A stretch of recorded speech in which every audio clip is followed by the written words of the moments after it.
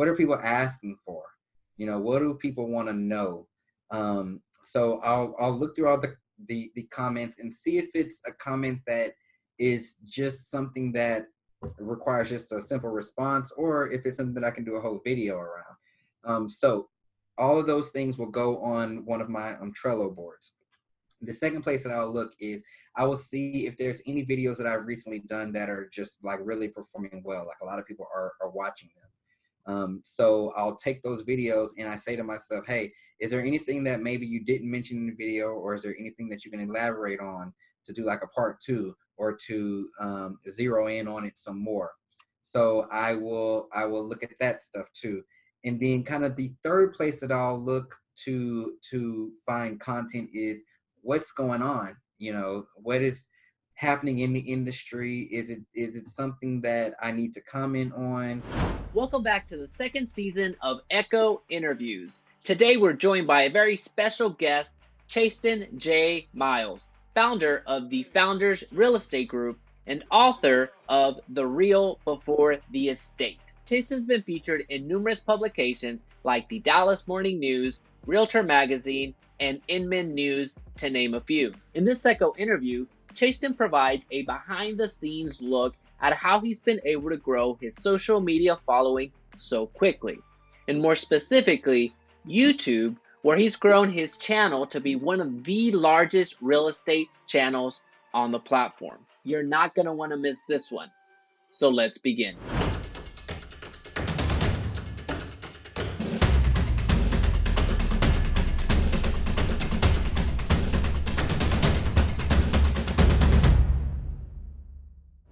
All right, welcome back everybody to Echo Interviews. Thank you so much for being here. Today we have a very special guest for you. We have Chastin Miles. That's right, the Chastin Miles. The agent that you're seeing everywhere on YouTube, everywhere on Instagram, everywhere on social media. He is there. Chastin, welcome and thank you so much for being here. Yeah, man. Thanks for having me. I'm excited. Awesome, man. No, we're super excited to have you. So, hey, Chastin, we're gonna jump right into it. Tell us a little bit about yourself, the industry that you're in, and how you got started. Wow. Well, what a question. Okay. Well, so I'm in the real estate industry, and I got started just out of sheer wanting to do something different with my life. I was out touring rental properties with some buddies of mine in college because we were looking to move off campus, and the person who was helping us happened to be a real estate agent. And so I kind of started asking her a lot of questions, about what she did and how it was done and how much money she was going to be making off of us. Just totally inappropriate questions that you should be like, she didn't really be asking somebody, but she was so candid. And once she told me a bunch of stuff, I was like, wow, I want to do that. And so that kind of started my real estate journey there. I ended up enrolling in the same school that her brokerage was offering. This was in another state, but I ended up enrolling, and and so here we are today. But I've been in the business for going on 7 years now, and I run a team here in Dallas, and we're just kind of rocking and rolling. That's awesome. That's awesome. So you've been in the industry for 7 years, as you mentioned. Did you start off with YouTube as a part of your marketing arsenal? Did you start it with Facebook, Instagram? Where was your beginning in terms of gaining business? Right. So pretty interesting thing with that. Did I start off with YouTube? And the answer for that is no, because I didn't start with YouTube as kind of a marketing tactic to get business. For that, I mostly really used like Twitter, and then I was using Facebook. Where YouTube came along was just me being a millennial and me having a profile on this network, and me being actually really frustrated at how things were going in my career. So I was new into real estate, and I decided to just put up a video kind of talking about how things weren't as they seemed, and this is what's been happening. And I I mean, it was almost like just doing a Facebook post. I was venting on YouTube, and funny thing, people started following and liking and commenting and everything like that. But it wasn't necessarily my strategy for getting real estate business. It was just more so of a, hey, I'm young and I'm on, I mean, I'm still that person today. If a new social network pops up, I'm going to go set a profile on it. I'm going to go set up and do whatever I have to do. Like, I'm on TikTok right now, and just because it's the new thing. So that was kind of the same with YouTube for me at the time. It was the new thing, and I was just like, okay, well, let me just start doing some stuff on it. And as time went on, it kind of shaped into its own thing to where an audience started forming, and people started making requests, and it just kind of took a whole identity of its own, but it wasn't necessarily around getting buyers or sellers or anything like that. Got it. So when did you start noticing that, hey, there's this audience that's brewing on YouTube, and I really need to be a little bit more intentional? Or maybe I'm just infusing that on you. You may not have seen it, but when did that switch kind of flip? I would say that started, well, my first little inkling of it was when I hit 300 subscribers. And because, when you kind of have like low numbers, you just think it's kind of just your family and friends following you, so you don't really take it seriously. But then when I hit 300, I was like, okay, people are actually following me and people are subscribing. And it wasn't even like I had a bunch of videos out there. I probably had 2, and I had 300 subscribers. And I was like, wow. And so what I decided to do was, I was like, now I want to put up these real estate videos. So I literally started creating these little virtual tour videos, and nobody was liking them. Nobody was following them. And I mean, it was just like nothing. And I was just like, gosh, this is really weird. They're following these types of videos, and people are watching these types of videos, but they're not bringing me business, or they're not bringing me buyers and sellers. And so I decided to kind of chill out a little bit, and I really didn't do anything more with it. So fast forward probably like a year, I went back on there, and there was even more subscribers on this one particular video. And I was like, all right, this may actually be something here. So then I started recording more videos, and I would record like and upload a video here, then maybe like a month later do another one, then 2 months later. Like, it wasn't on any type of schedule. There wasn't any method behind it. It was just, just casually doing stuff. And then I started knowing trends and everything. And so about 2 years ago was when I got really intentional, because I was hearing all the buzz around YouTube. I was seeing what people were doing on YouTube, and I was starting to get a lot of feedback from my audience as to, we want to see this, we want to see this, can you help me with this? Chasing great content, can you give me advice? And so once I saw that, I was like, okay, this is really something, and I want to make the most of it. That's So, awesome. And you know what? That is very refreshing. And that's something that I personally needed to hear, along with I feel that the audience, because they see an end result, right? They see the over 30,000 subscribers on your channel at this point. So what is that? 100x from when it kind of dawned on you, if you will, with those 300 subscribers. Right. And so it's very easy to be dissuaded from saying, well, I can't do that. But hearing your progression of, the start and stop, or maybe adjusting and focusing here, noticing things and being aware, that is very refreshing, because again, people see the end result and it can be daunting. So that is very inspirational. So I personally needed to hear that. Right. So is YouTube your primary platform right now, or is there another platform that you're focusing on? So focus on, I would say that YouTube isn't the main platform that I'm focusing on as far as being intentional and business wise, because I have figured out a good amount on there, and it's just going to take time. And if I just continue with what I'm doing, I mean, there's websites and apps out there that can kind of give you projections. And so I know what my audience likes on there, and we're trying out different things. I mean, I just set up another channel the other day. We're going to do some stuff on that and see what happens with that. But intentions wise, what I'm really zeroing in on right now is Instagram. Okay. So really developing Instagram with beneficial content, because that has an audience of its own. And then, like I said, TikTok, figuring that out. So those are the two networks that I am purposefully putting strategy behind. Whereas YouTube, I'm just continuing just to grow with my family on there and with my people who subscribe. So I have a good thing going on YouTube. So that's given me the opportunity to focus a bit of more of my attention on some of these other networks. Got it. So YouTube, is it fair to say that it's become a base, a foundational thing? But as you're evolving in TikTok, I mean, what other agent out there is mentioning TikTok right now? There's not that many.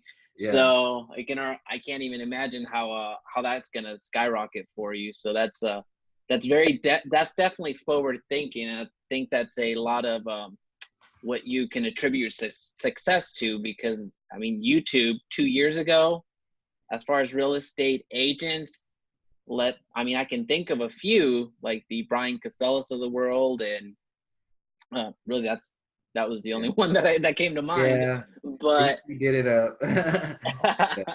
That's awesome. So with YouTube right now, what type of content are you putting out there? Is it more, well, let me rephrase that and let me ask a different question actually. Who is your audience on YouTube? Is it other agents or is it the general public? It's other agents, 100%. Other agents. Mm-hmm. Got it. So what type of content are you trying to put out on YouTube for the other agents? Yeah, so people kind of know me as being the one who tells it like it is, the real one, the real person on YouTube, because I share a lot. I really do. And my whole thought behind that was, that's how I started on YouTube. I started telling about how I was struggling, how this wasn't what I thought it was going to be, how I'm not making any money. I started out telling that. And so for me, it just feels only natural to continue to be super authentic. So my career has obviously progressed, and it's in a totally different place now. But where it is right now, there's still its struggles.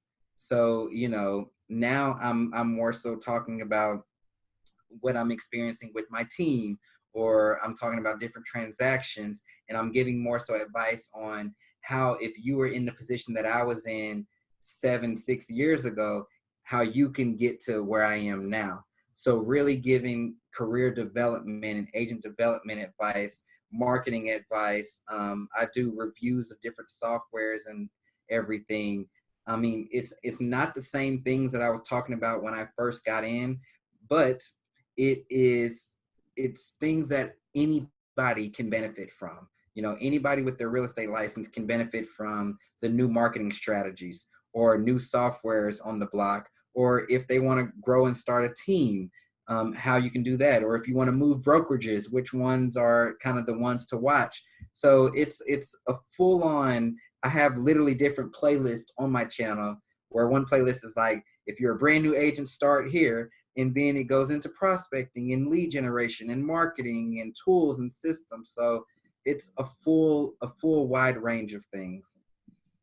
That's awesome. It sounds like and this is really refreshing. It sounds like you're building bridges behind you, rather than, it just seems that other agents out there, as soon as they, start becoming successful, it becomes that secret, right? It becomes that, well, this is how I am doing it. This is how I'm being successful, and I'm not going to share it with the world. And it sounds like you've taken the complete different approach of, well, here is one way that you can do it, and it failed miserably, but here's another way that I've personally done it and have been successful. So really, I think that authenticity and being willing to help other people a huge, well, testament to you, but also really highlights why your channel has, exponentially grown the way that it Yeah. has. Yeah, I So mean, awesome. honestly, I'm just not afraid of anybody taking my shine. I mean, whatever's meant for me is going to be for me. And I tell people all the time, like, this real estate stuff, there's hardly anything that has just never been done. Like, every cold call, every script is just a rewritten version of an older script, and every door knocking strategy is just like, all this stuff has been done before, but it does make a difference who's doing it, and there's a certain way that certain people have to do things, whether you feel like you are young versus the older agent, black versus white, male versus female.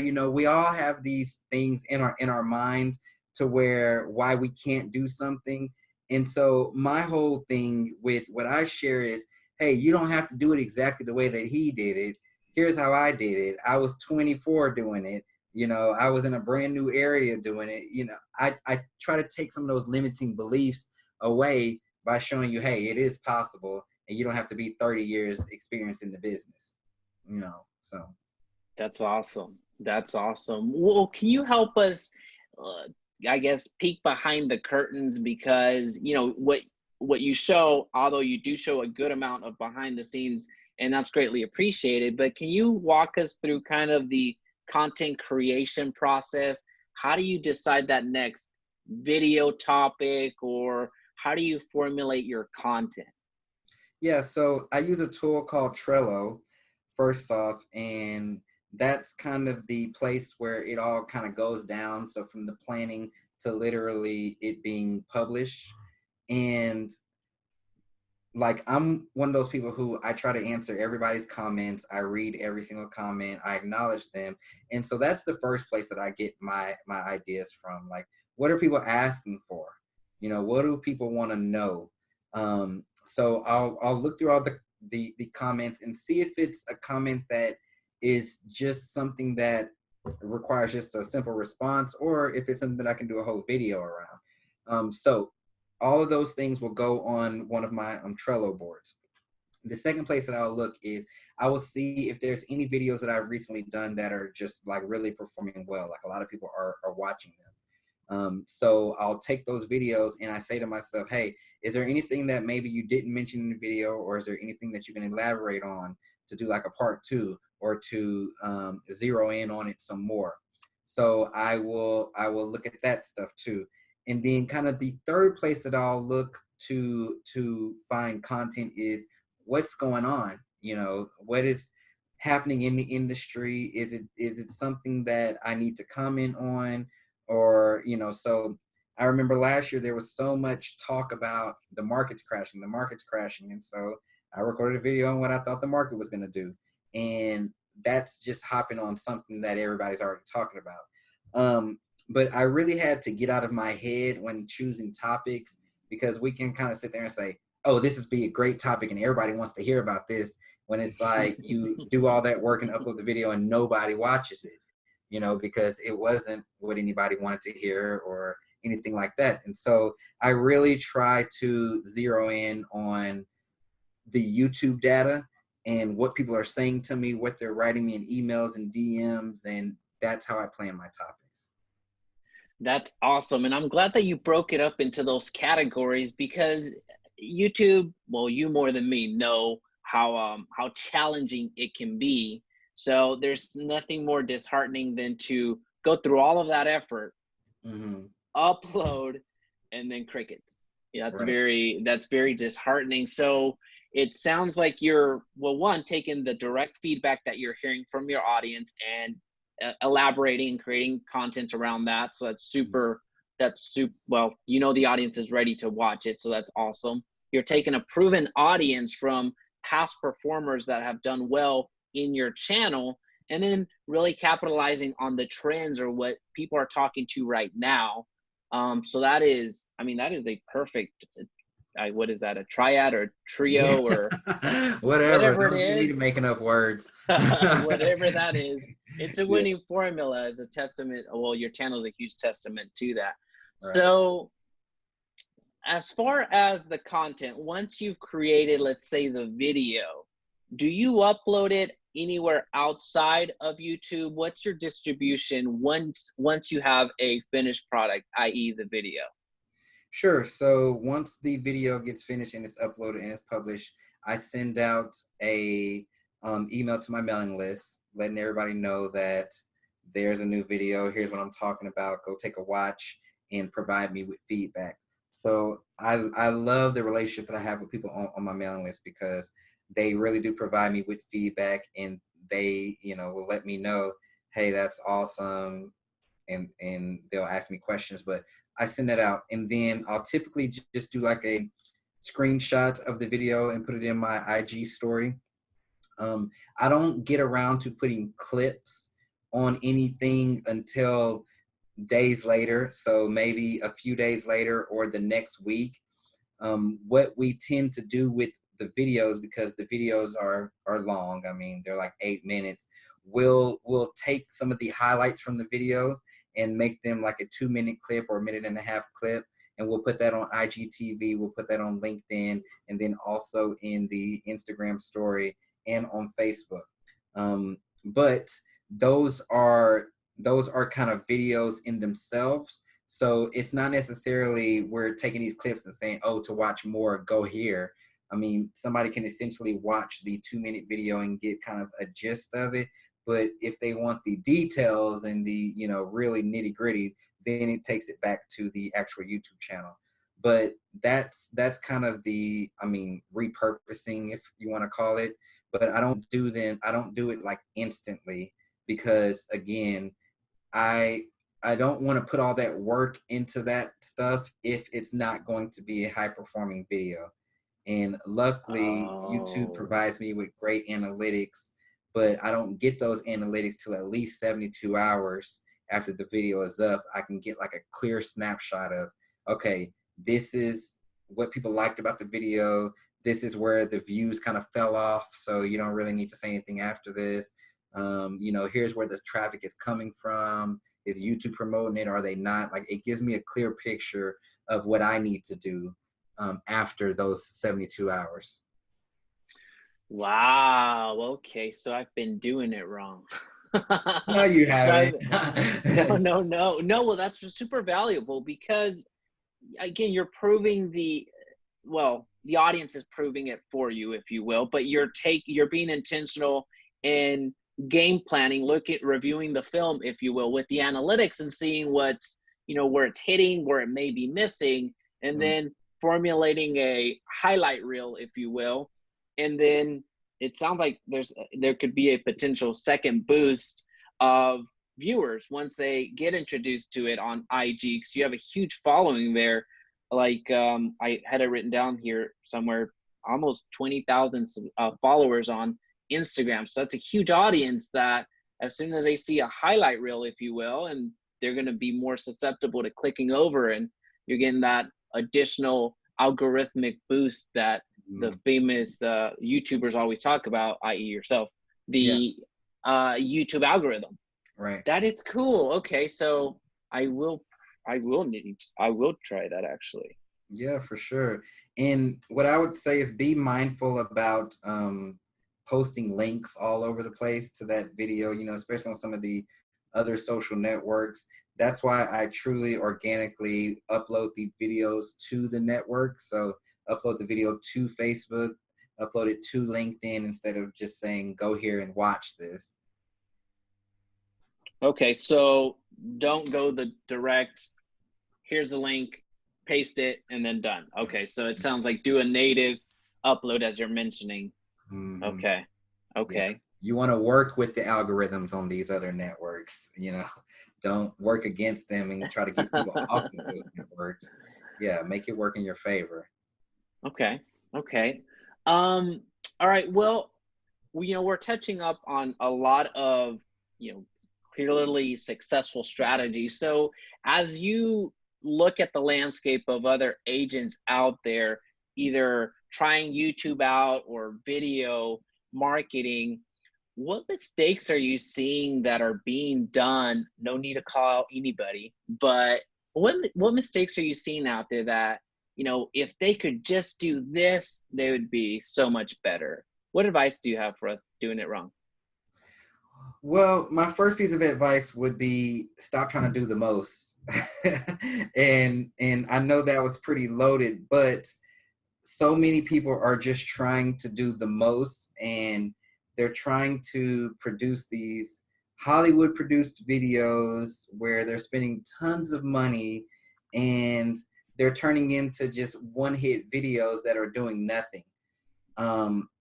That's not the YouTube strategy by any means. I mean, that can be a nice way to showcase a property or to show your client like, hey, I got this video done. But if you're really trying to be intentional with YouTube, the biggest thing that people appreciate is authenticity, and they want you to be real. They want you to be relatable.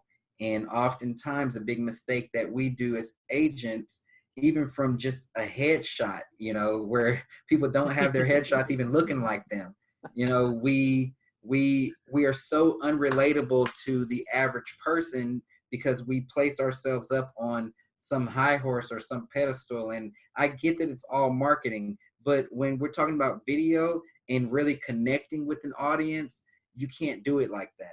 One thing that people always tell me, and it's so funny, but it's so true, when I meet people out in public or they come up to me, they always say, I feel like I already know you. And I mean, it's practically like we're friends in their head, even though I've never met them.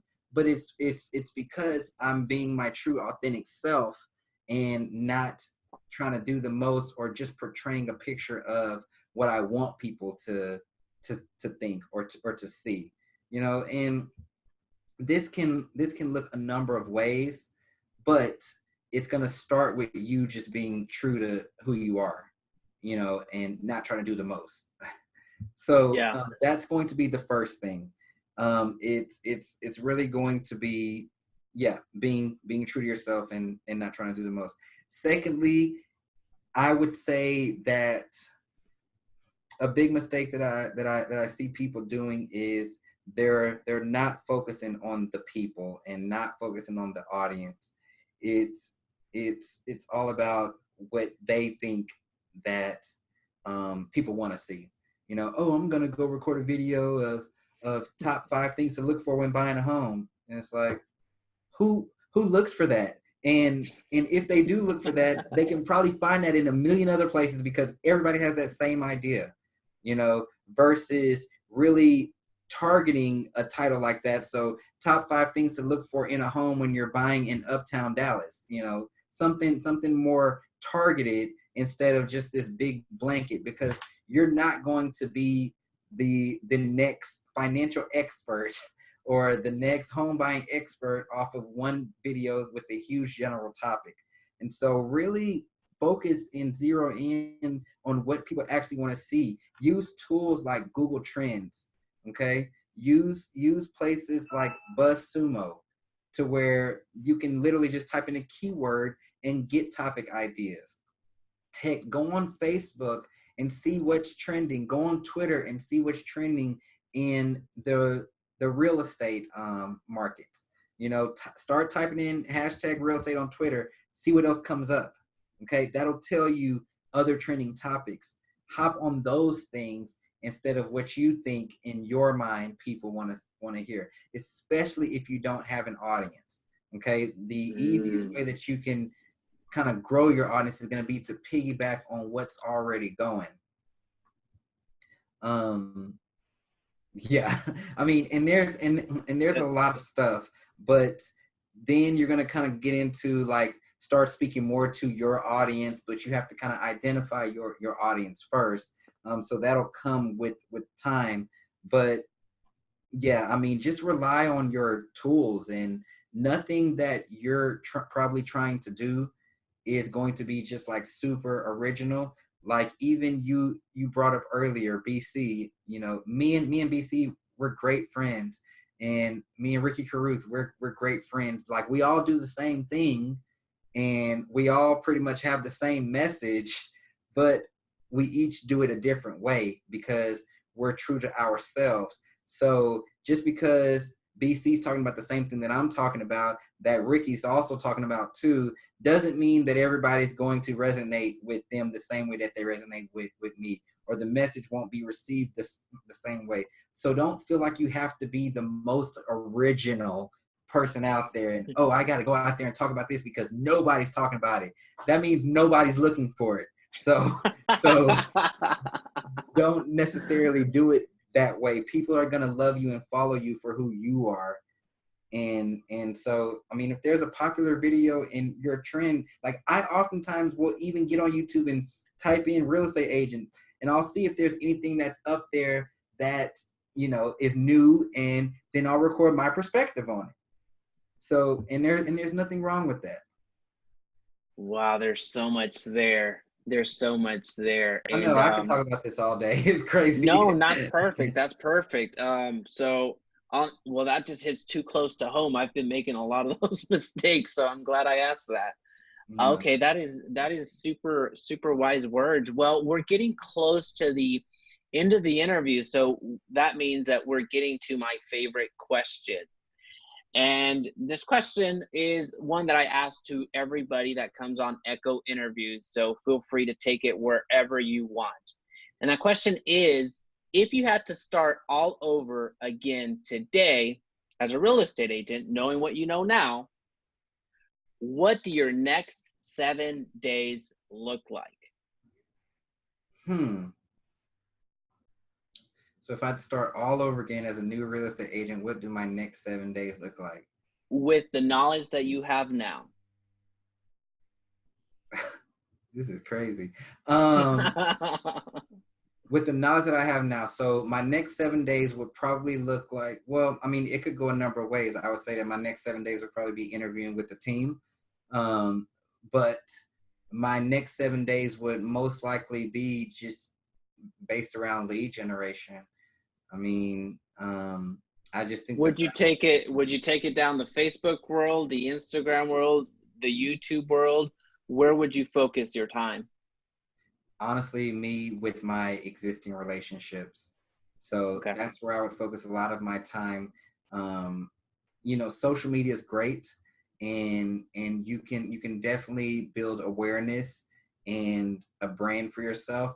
But I like to tell people nowadays, and I mean, my team believes in this because this is just what I preach. Kind of nowadays, social media is just like a billboard, you know. So do billboards really generate people business? We don't know. I mean, but most likely not. But billboards do create awareness, you know, and you'll recognize a billboard. You'll remember seeing it, but you won't necessarily remember that phone number that was on it, or you may not remember the website, but it's just going to be, you just recognize something. So you're just very aware of the brand. When you're trying to really get some business and get leads and build your relation and do all that, you have to come from a place of relationship building.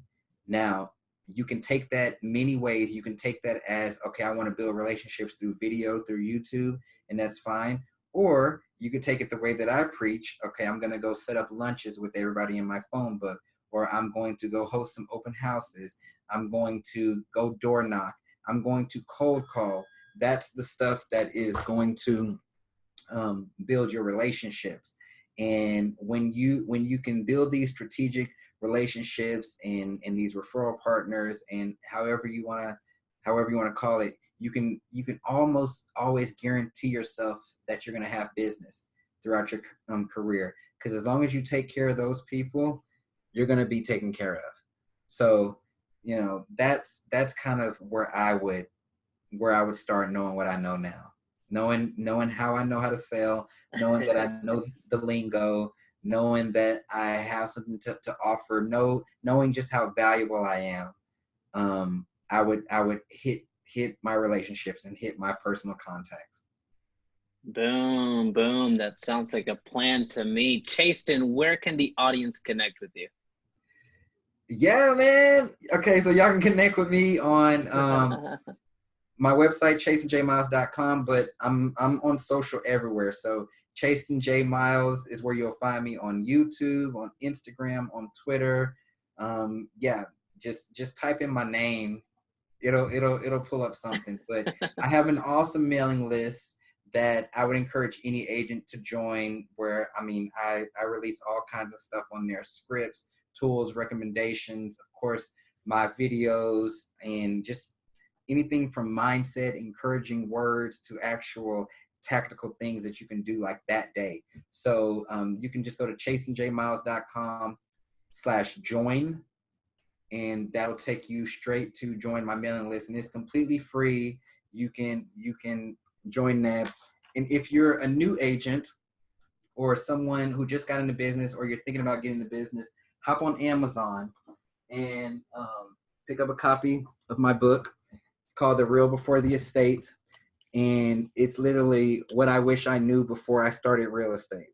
Okay, so it is a great read, and it'll give you lots of insight into the real estate business, what you can kind of expect, some things to avoid, and it also tells you just stories and mistakes that I made and how I recovered from them and what I learned from them. And so that way you don't have to necessarily have it be as hard as it was for me.